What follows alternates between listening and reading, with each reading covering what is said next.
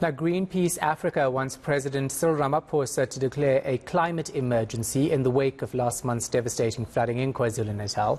Climate and Energy Campaigner Thandile Chinyavanu says eThekwini residents have not even had the opportunity to rebuild what was lost and were then hit by more heavy downpours this past weekend. Chinyavanu joins us now live for more. Thanks for your time. We appreciate it. First, let me start off with asking you about a climate emergency. What exactly would that mean for South Africa? A climate emergency would enable our government to be able to unlock the necessary resources and contingency plans that would allow us to adequately deal not only with the floods in KZN, but other extreme weather events and climate shocks that other South Africans are experiencing, such as drought in the Eastern Cape. Okay, let's elaborate on it further, because we know that we have a national state of disaster currently in place, and that ultimately unlocks money for government to deal with the impacts of the flooding we saw. So declaring a climate disaster, what then does that mean for government? What do they do in that instance? Well, first of all, we must commend the decision to declare a state of emergency with regards to the KZN floods. That was definitely necessary and a first step, but it does not go far enough. It does not ensure that policy measures are expedited to ensure that they can not only mitigate climate change, but strengthen adaptation measures. So what this would entail is possibly expediting the current climate change bill, as well as the necessary policy measures that would take place at a municipal and provincial level to ensure that our climate mitigation efforts just happen a lot quicker and we are more decisive about that. At this moment, we are still, the government is committed to taking a very incremental approach to climate change, and that is only putting us at more adverse risk. Okay, get you. So let's talk about the impact of climate change in what we saw unfold in KwaZulu-Natal last month and again this past weekend. Many experts are saying that global warming has worsened the effects of the weather patterns that we've seen. Definitely, and that's exactly what the Intergovernmental Panel on Climate Change report, which was released end of last year towards August, and the following reports in early March and February revealed that we're actually seeing the impacts of climate change unfolding a lot faster.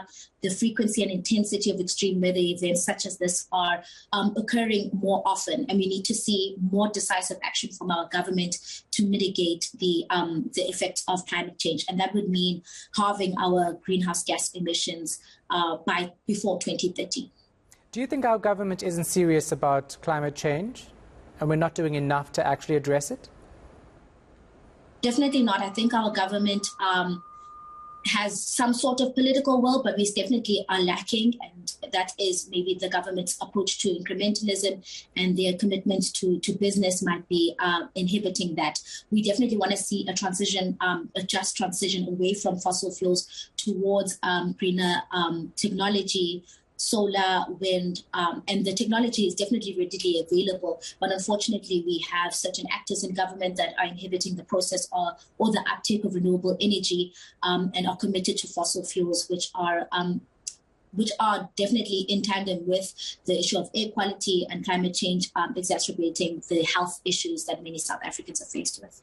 Yeah, I know you talk about the technology. Let's elaborate on that as well further, because government is already using some technology to go greener in some effect. And that's why I'm asking you whether you're saying that we're not doing enough. The measures we're seeing being announced today, for instance, in partnership with Germany, can be mentioned when it comes to sustainable energy, renewable energy, solar power. All of these moves by the president and the state, you still think is not enough to address our carbon footprint? Definitely not. We've had a lot of time that has been wasted by trying to limit the amount of renewable energies that could come online. And that's been, as I mentioned, due to political actors that are not invested 100% in renewable energy. And that has meant that we are quite behind compared to other African countries such as Kenya in terms of our renewable energy capacity. So what we want to see is our government committing more to that, bringing online more bid opportunities for the renewable energy sector and driving away from fossil fuels. So we're seeing our government taking a very clear stance against a clear stance towards fossil fuels. They're committed to continuing to explore gas and oil over the coastal regions. They're committed to continuing to exploit coal as a resource, and this is only going to trap us further into a high emissions trajectory. Lastly, you said that government continues, and I'm going to quote, climate hostile practices. We're talking about all of the things that our state is doing to become more aware and conscious of climate change and global warming. But you're saying that there are continuing hostile practices. What exactly do you mean, and can you give me some examples?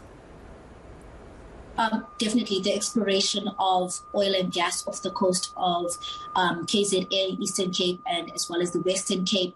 We're definitely seeing them committed to exploiting those resources, and they have stated as such, and this is in contradiction with what they say about their climate action. So they cannot continue to plunder those resources and place us in a situation where we face more life and death situations such as that in KZN, while continuing to present themselves as being committed to climate. This is an act of hostility every time they invite these foreign companies to expropriate, to exploit resources such as oil and gas on our coasts. And as they continue to build more power stations in the Highveld region where people are already experiencing adverse health effects. These are all acts of hostility by our government. Thank you so much for your time and your input. Appreciate it. Thandile Chinyavanu, Climate and Energy Campaigner for Greenpeace Africa.